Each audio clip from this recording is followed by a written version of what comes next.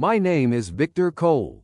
35 years ago, I left Phoenix with one suitcase and a reputation I didn't deserve. In my family, I was the joke, the failed entrepreneur, the cousin who thought too big. At every holiday dinner, my brother Mark would raise a glass and say, "To Victor, proof that ambition doesn't equal talent." Laughter would follow. Always laughter. When my first construction venture collapsed at 28, they didn't just mock me. They celebrated it. So I left. Seattle didn't welcome me warmly. It rained constantly. I slept in my truck for 2 months. Took subcontracting jobs no one else wanted. Repaired docks. Rebuilt storm-damaged warehouses. I stopped talking about dreams and started learning leverage, contracts, timing.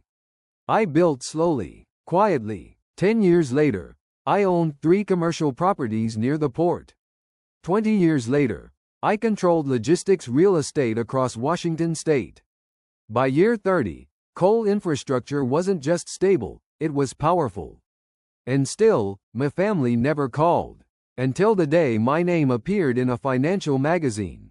That's when the invitations began. "Victor, we miss you. Family reunion in Denver. It's time to reconnect." I knew better. They never missed me. They missed the money. The reunion was held at a rented ballroom in downtown Denver. Polished marble floors, overpriced catering, a banner that read, "Cole Family Legacy, 70 years strong." Legacy. I almost laughed. When I walked in, conversations paused. Not because they were happy to see me. Because they were measuring me. My suit, my watch, the way I moved. Mark approached first. Older, heavier, same calculating eyes. "Well," he said loudly enough for others to hear, "look who finally made something of himself." The room chuckled. Same script, new setting. "Good to see you too, Mark," I replied evenly. My mother hugged me stiffly. My cousins shook my hand like I was a business contact, not blood. My aunt whispered, "We always knew you'd bounce back," which was strange, considering she once told me I'd end up bankrupt twice. Dinner was performance theater. Mark gave a speech about family unity. He mentioned sacrifice, tradition, loyalty. Then, as if by accident, he projected a slideshow of family businesses through the years. My failed company was slide number 3. The photo lingered longer than necessary. A few people laughed, not loud, not cruel, just enough. They wanted to remind me where I started. They forgot I knew exactly where I started. After dessert, Mark touched my shoulder. "Let's talk privately." We stepped onto the terrace overlooking the city lights. He didn't waste time. "We need help." There it was. "How much?" I asked calmly. He hesitated, performing reluctance. 20 million. Not 2. Not 5. 20. For what? It's Lily. His daughter. She's sick. Acute lymphoblastic leukemia. Experimental treatment in Boston. Insurance won't cover it. Without it, he let the sentence hang. I didn't react. Years of negotiation taught me that silence makes people talk. He filled it quickly. "We've mortgaged the house. Liquidated savings. We're drowning. Vic, you have the liquidity. You could save her." Save her. Interesting wording. "Send me the documentation," I said.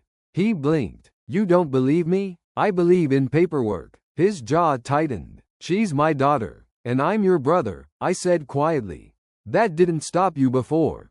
That hit. But he recovered fast. "You've done well, Victor. We're proud of you. Now it's your chance to show what kind of man you are." There it was again. Not love, leverage. I agreed to review the documents.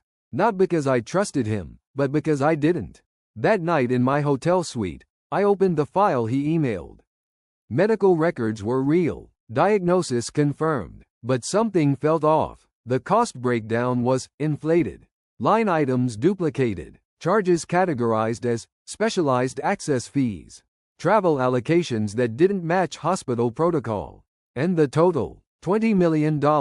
Even the most aggressive oncology programs in the US don't reach that figure for leukemia treatment. I made a call. "Grant and Vale Forensic Accounting," the receptionist answered. "I need a full audit." Quietly. Then I made a second call. Reynolds Private Investigations. Background check on Mark Cole. Financials. 10 years back. Everything. By morning, I had my first answers. Lily was sick, but the Boston treatment cost closer to $3.8 million. Insurance could cover nearly half with proper filing. Mark had never submitted the expanded coverage application. Instead, he'd invested heavily in a cryptocurrency fund 18 months ago. It collapsed. He lost millions. He leveraged the house to recover. Lost more. He wasn't asking me to save his daughter. He was asking me to save himself. And he thought guilt would do the job. But the real surprise wasn't the fraud. It was what the investigator uncovered next. A sealed record from 1987. A hospital note tied to my own birth. A name I didn't recognize. Daniel Hayes. And beside it, a handwritten annotation. Paternity uncertainty, not disclosed. I stared at the screen for a long time. All those years. The cold treatment from my grandfather. The subtle distance from my father. The jokes about not really fitting. What if they knew? What if I wasn't a Cole at all? I leaned back in my chair. The room was silent. Then I laughed, not from humor. From clarity. They invited me to talk about legacy. They might not even be my blood. And they wanted $20 million. Interesting. Very interesting. I didn't sleep that night. Not because of the $20 million. Because of the name. Daniel Hayes. By sunrise I had Reynolds digging deeper. By noon I had confirmation. Daniel Hayes had lived 2 streets away from my childhood home in Phoenix. He worked as a civil engineer. Divorced. Quiet. Moved to Oregon in 1992. Died 5 years ago. And during the year I was conceived, he and my mother had been close. Very close. There were witness statements, old neighborhood interviews, even a former coworker who remembered the scandal. My official father had known. That explained the cold distance. That explained everything. I wasn't the failure. I was the reminder. The outsider inside their house. And now they wanted $20 million. I requested a private meeting with my mother before confronting Mark. She agreed reluctantly. We met at a quiet cafe in Denver. She looked smaller than I remembered. Older. Tired. You look successful, she said, not warmly. I am. Silence. Mom, I said evenly. Who is Daniel Hayes? Her hand froze around the coffee cup. The color drained from her face. Where did you hear that name? So it's true. Tears filled her eyes instantly. Not dramatic, not manipulative. Just tired. It was a mistake, she whispered. Your father and I were struggling. I didn't know whose child you were. When you were born, your father said we would never speak of it again. He knew? Yes. And the family? Your grandfather suspected. Of course he did. That's why they treated me differently.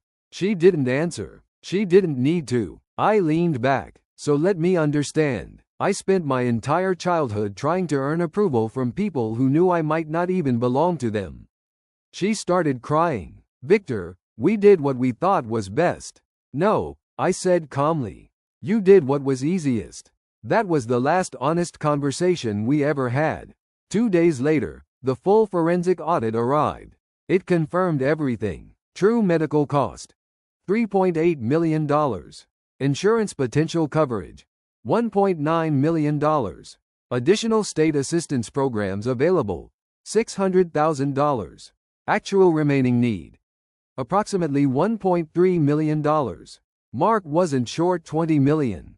He was short accountability. But then came the second twist. The investigator found something about Lily. Mark had recently withdrawn large sums into a trust under her name.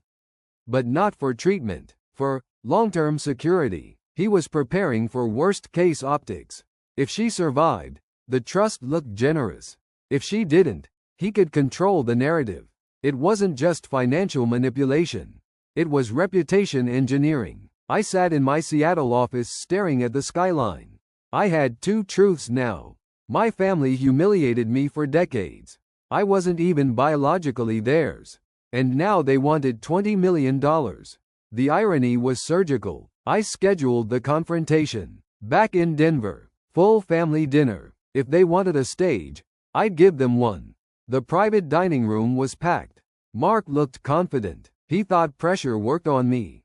He raised a glass. To Victor, our success story. Polite applause. Then he leaned forward. Have you reviewed the documents?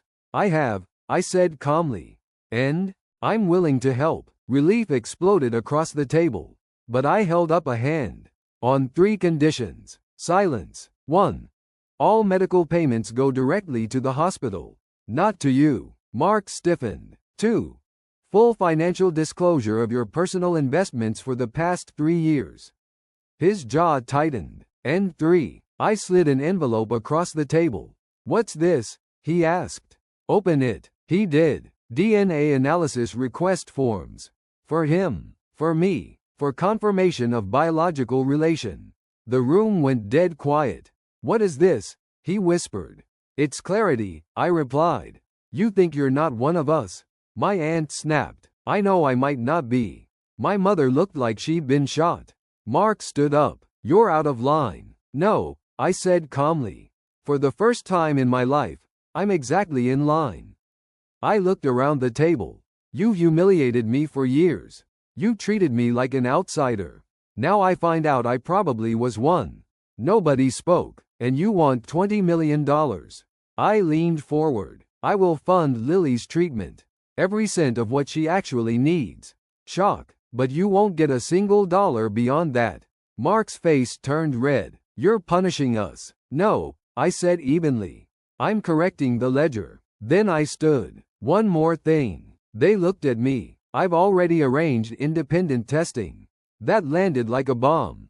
You don't get to question whether I belong to this family while asking for my money. I walked toward the door. Mark called after me. If you walk out, don't come back. I turned. You figured that out 35 years ago. And I left. The DNA results came back 10 days later. I opened the email alone in my office overlooking Elliott Bay. No dramatic music, no shaking hands, just a quiet click. Probability of paternity between Victor Cole and Robert Cole. 0.00%. Robert Cole, the man who raised me, was not my biological father. Daniel Hayes was. I stared at the screen for a long time. Not because I was shocked. Because I wasn't. The test didn't break something in me. It explained it. The cold dinners. The constant comparisons. The subtle distance. I had spent my childhood competing in a race that was rigged before I was born. My phone rang. Mark. I let it ring twice before answering. Well? He demanded. It's confirmed, I said calmly. I'm not Robert's son. Silence. Then a sharp inhale. You actually did it, he muttered. You asked for family obligation. I needed to know what that meant. This doesn't change anything, he snapped. It changes everything, I replied. There was no yelling, no theatrics, just clarity. That evening, I received another report, one I hadn't expected. Reynolds had continued digging. Mark wasn't just in debt. He was being investigated by the SEC for irregular crypto fundraising activities. Nothing criminal proven yet, but enough smoke to signal fire. And if the wrong person looked closely at his accounts, the trust fund he created under Lily's name would look suspicious. Very suspicious. I didn't move immediately. I waited. 3 days later, Mark called again. Different tone. Less aggression. More calculation. Let's negotiate, he said. There's nothing to negotiate. You're funding treatment. Fine. But we still need liquidity. You need consequences. He exhaled sharply. You think you're better than us. No, I said evenly. I just stopped trying to be accepted by you. That hit harder than any insult. But the real turning point came 2 weeks later. Lily herself called me. Not through Mark. Not arranged. Directly. Her voice was thin but steady. Uncle Victor? I hadn't heard that title in years. Yes, Dad said you're helping with the hospital. I am. Why? Simple question. Complicated history. Because you're sick, I said. And that's not your fault.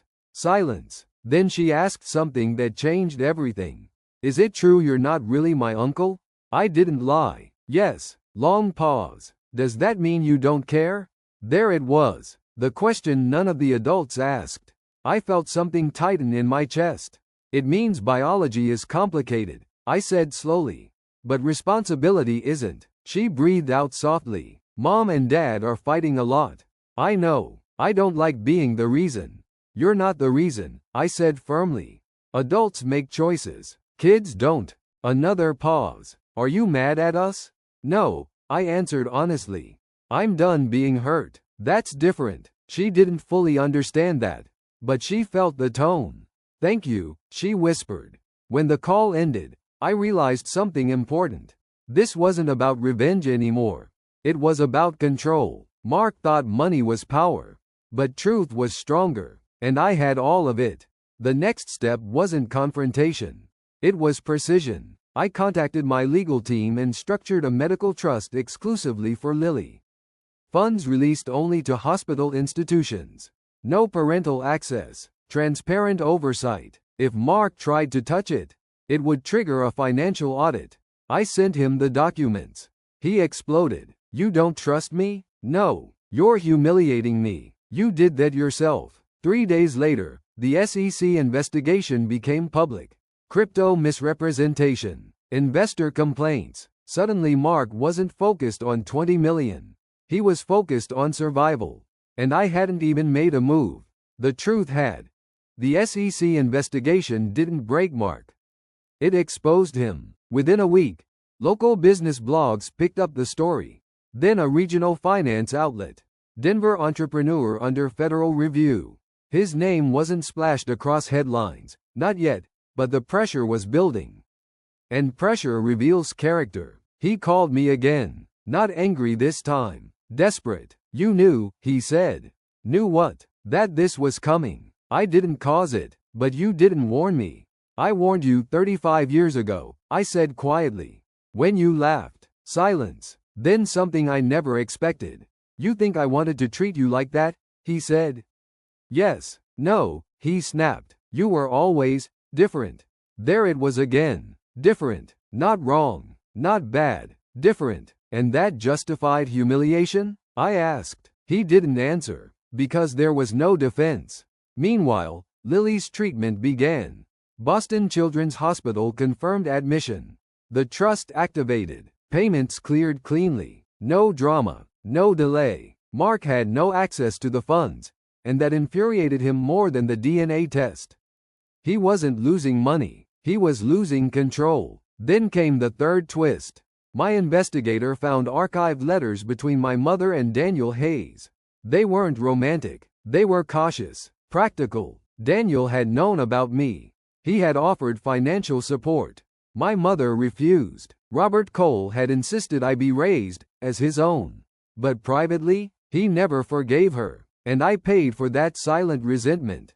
I tracked down Daniel's surviving sister in Portland. She agreed to meet. When I walked into her modest suburban home, she studied me carefully. You have his eyes, she said immediately. No hesitation, no doubt. She brought out an old photo album. There he was, Daniel Hayes. Same jawline, same posture, same quiet expression I'd seen in mirrors my entire life. He talked about you once, she said. My throat tightened. What did he say? He said he hoped you grew up strong. He said if you ever came looking, he'd explain everything. He died before I ever knew to look. That stung more than the DNA. I left Portland with something unexpected. Not anger, closure. Back in Denver, Mark's situation worsened. Federal inquiry became formal investigation. Investors demanded answers. He tried to liquidate assets to cover potential settlements, but most were leveraged. Overextended, fragile. And for the first time in his life, he was the one being examined under a microscope. He called again. I need help, he said flatly. For what? Lawyers. This could get ugly. It already is. You could make this go away. No, I replied. You made it happen. He exhaled sharply. You're enjoying this. No, I said honestly. I'm observing it. There's a difference. A week later, Lily called again. Treatment was working. Her hair had started to fall out, but her voice was stronger. Dad's stressed, she said. I know. Mom says you hate us. I don't hate you. Then why won't you help Dad? I chose my words carefully. Because helping someone isn't the same as saving them from their own decisions. She didn't argue. She was too tired. That night, I sat alone in my penthouse in Seattle and thought about something I hadn't allowed myself to consider. If I had grown up in Daniel Hayes' house instead of Robert Cole's, would I have been different? Or would I have built myself the same way, forged by friction? Mark sent one final message that month. You win. It wasn't dramatic, just text, 3 words. But it wasn't victory I felt. It was inevitability. He built his life on image. I built mine on structure. Structures survive pressure. Images collapse. And the collapse had only just begun. The formal charges didn't come all at once. They never do. First, it was financial misrepresentation. Then, failure to disclose risk exposure. Then subpoenas. Mark stopped calling. Not because he didn't need me. Because he couldn't afford to look weak anymore. But weakness leaks. Investors pulled out. 2 lawsuits were filed by private backers. The trust under Lily's name was frozen pending review. That part caught my attention. I had structured Lily's medical trust separately, legally insulated, but Mark's personal trust under her name was now under federal review. He had used her illness as emotional collateral, and now regulators were asking why. That was when he came to Seattle. Unannounced, he showed up at my office lobby in a suit that used to signal power. Now it just looked tired. I need 5 minutes, he told my assistant. I let him up. He didn't sit. You could testify, he said. Say you were exploring investment with me. That you saw no fraud. I saw leverage, I replied calmly. Not fraud, but leverage built on illusion. They're going to ruin me. You ruined yourself. His jaw clenched. You think this fixes your childhood? No, I said. It finishes it. That stopped him. You always thought we hated you, he muttered. You didn't hate me, I corrected. You diminished me. He looked away. Dad knew, he said quietly. I know. He was afraid you'd leave if you found out. I did leave. That's not what I meant. For the first time, I saw something in him that wasn't calculation. Fear, not of prison, of irrelevance. You were the only one who made it, he said. And you couldn't stand that, I replied. He didn't deny it. Silence stretched between us. Then he said something I didn't expect. I was jealous. That word landed heavier than any accusation. You left, he continued. You built something from nothing. I stayed. I inherited expectations I couldn't meet. And every time someone mentioned your name, it made me smaller. I studied him. Jealousy, not cruelty. Jealousy disguised as superiority. That doesn't excuse what you did, I said. No, he admitted. He sat down finally, exhausted. What happens now? You face it, I answered. He nodded slowly. I don't have 20 million. I know. I don't even have 5. I know that too. He let out a hollow laugh. You really did investigate everything. Yes, and you still paid for Lily. I did. Why? Because she never humiliated me. That broke something in him. Not dramatically, quietly. He left without another word. 2 weeks later, the SEC announced a settlement agreement. No prison, heavy fines, permanent ban from managing investor funds. Mark's public image collapsed. His lifestyle followed. The Denver house was sold. Assets liquidated. The illusion dismantled piece by piece. But Lily's treatment continued uninterrupted. Her remission percentages climbed, and slowly, my anger evaporated. Not because Mark suffered, because I understood him. Jealous men don't hate you. They fear being outgrown. The final unexpected turn came when my mother wrote me a letter. Not a text, not a call, a handwritten letter. She admitted everything. Daniel Hayes had wanted to meet me when I was 10. She refused. She was afraid of losing both families. I chose stability over truth, she wrote. And you paid the price. For the first time, she apologized. Not vaguely, not defensively, directly. It didn't undo the years. But it closed something. I framed the letter, not out of sentiment, out of acknowledgement. Truth, once spoken, changes structure. And my structure was finally solid. By the time winter settled over Seattle, the storm had passed. Mark wasn't in prison, but he wasn't the man he used to pretend to be either. The settlement stripped him of his financial licenses. Investors scattered. The Denver property sold at a loss. The legacy banner from that reunion dinner felt like something from another lifetime. I didn't call him. He didn't call me. For the first time in decades, silence wasn't weaponized. It was neutral. Lily's treatments continued in Boston. The medical trust functioned exactly as designed, payments released directly to the hospital, transparent oversight, no access for parental diversion. Clean structure, clean intent. One afternoon I received a photo. Lily sitting in a hospital chair, bald now, smiling weakly but genuinely. Next to her stood a nurse holding a sign that read, Phase 2 complete. No caption, just the image. I stared at it longer than I expected to. It's strange how life works. The people who hurt you most often come from proximity. The people who heal something in you sometimes don't even know they're doing it. I flew to Boston quietly a week later. No announcement, no dramatic entrance. I coordinated with the hospital and met Lily in a private recovery room.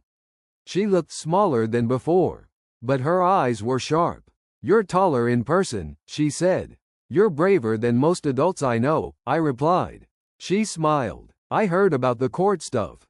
I'm sure you did. Dad says you're hard. I am. She nodded like that made sense. Are you still not really my uncle? Biology says no. And what do you say? That question again. I pulled a chair closer. I say family isn't a contract. It's a choice. She thought about that. Then you chose to help me? Yes. She leaned back against the pillow. Then I choose you too. It wasn't sentimental. It wasn't dramatic. It was simple. And that simplicity carried more weight than any courtroom victory. After I left the hospital, I walked through cold Boston streets feeling something I hadn't felt in a long time. Not revenge, not satisfaction, something quieter, balance. Back in Seattle, my legal team finalized something I'd been structuring for months. The coal infrastructure majority holdings were transferred into a new foundation, the Hayes Initiative. Named not after the family that raised me, but after the man who never got the chance. Its purpose wasn't flashy. Urban redevelopment grants, youth entrepreneurship programs, medical funding transparency oversight. No legacy banner, no family crest, just impact. I didn't announce it publicly. The press eventually discovered it anyway. Articles framed it as, reclusive investor redirects fortune after family feud. They always need drama, but the real shift wasn't public. It was internal. 3 months after the SEC settlement, Mark sent me a short email. No accusations, no requests, just this. I'm starting over. Smaller, different. I don't expect anything from you. I just wanted to say. I understand now. I didn't respond immediately. Understanding isn't a transaction. It's a process. 2 days later I replied with one sentence. Then build something that doesn't require someone else to fall. That was enough. My mother never asked for forgiveness directly. But she visited Seattle in the spring. We walked along the waterfront. No grand speeches. No dramatic reconciliation. Just 2 adults acknowledging history. At one point she said quietly, "Your father loved you, even if he was confused." I know, I said. And I meant it, because love isn't erased by weakness. It's complicated by it. When she left, there was no bitterness left in me. Just clarity. I had spent decades trying to prove I belonged. Now I understood something deeper. Belonging isn't granted. It's built. And I had built mine. Not inside a family name, but outside of it. The final financial audit of Mark's case closed 6 months later. No prison time. Heavy financial restructuring, public humiliation, private rebuilding, consequences, not destruction, which, in truth, was enough. Spring changed the air in Seattle. Clearer skies, longer evenings, less weight. For years, I had associated success with numbers, square footage, acquisition margins, yield percentages. But after Boston, after the DNA results, after the lawsuits and letters, I started measuring something else. Stability, not financial, structural. The Hayes Initiative quietly began funding small projects across Washington and Oregon. One of the first grants went to a youth trade apprenticeship program in Tacoma. Kids who reminded me of the 28-year-old version of myself. No pedigree, no safety net, just friction. I visited one of the sites without cameras. A 17-year-old girl was leading a welding team with more focus than most executives I'd met. When she finished her demo, she walked over and asked, "Are you the donor?" "Investor," I corrected gently. "In what structure?" She nodded like that made perfect sense. That's when I realized something. I didn't need my family to validate what I built, because what I built outlived them. Meanwhile, Lily's recovery progressed steadily. Phase 3 complete. White blood cell count stabilizing.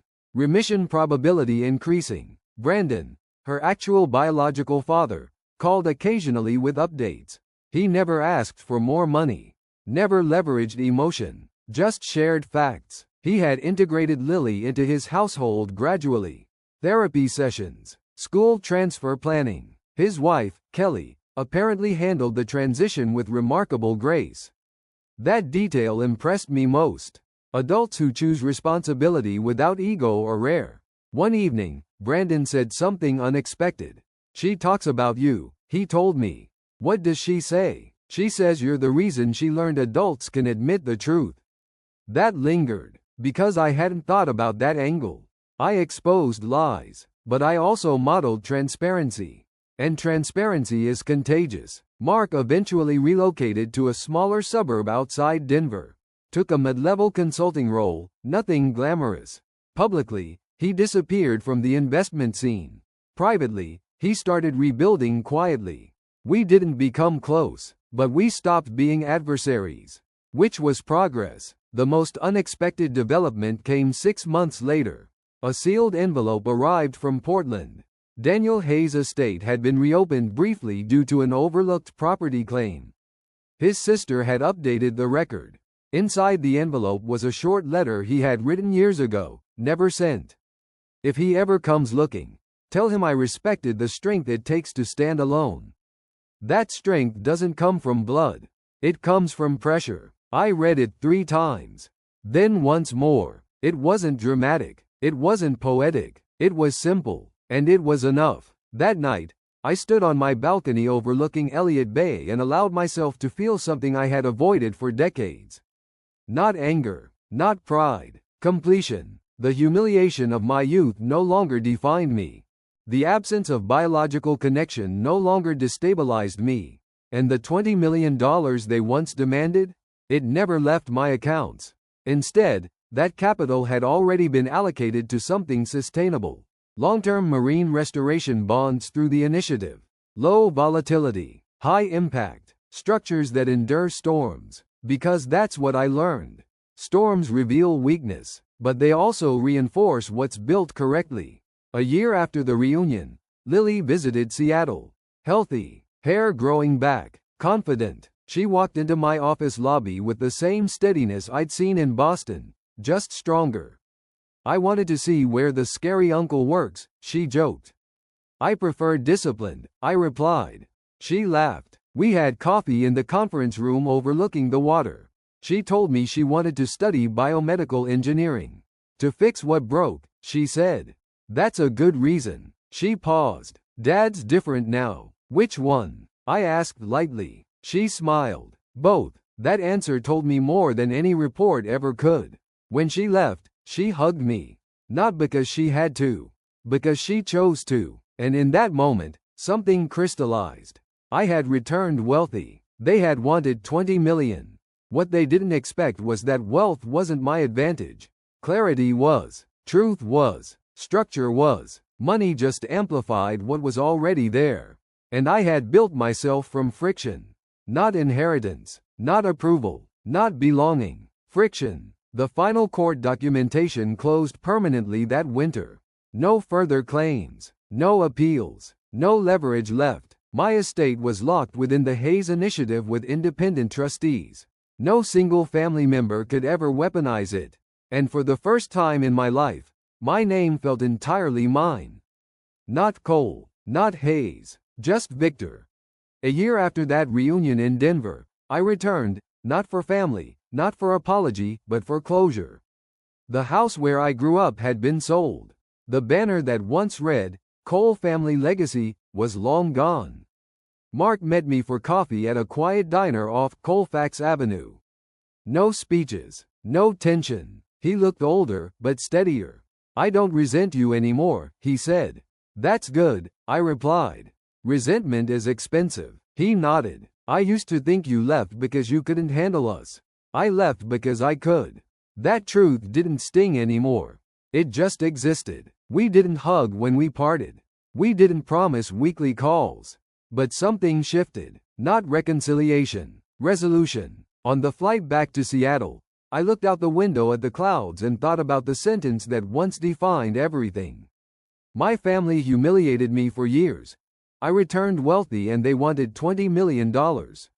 That used to sound like revenge. Now it sounded like evolution.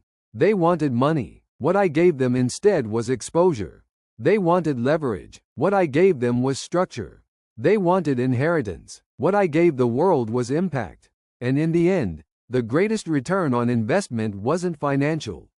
It was freedom. Thank you for listening. Calm justice doesn't shout. It keeps records.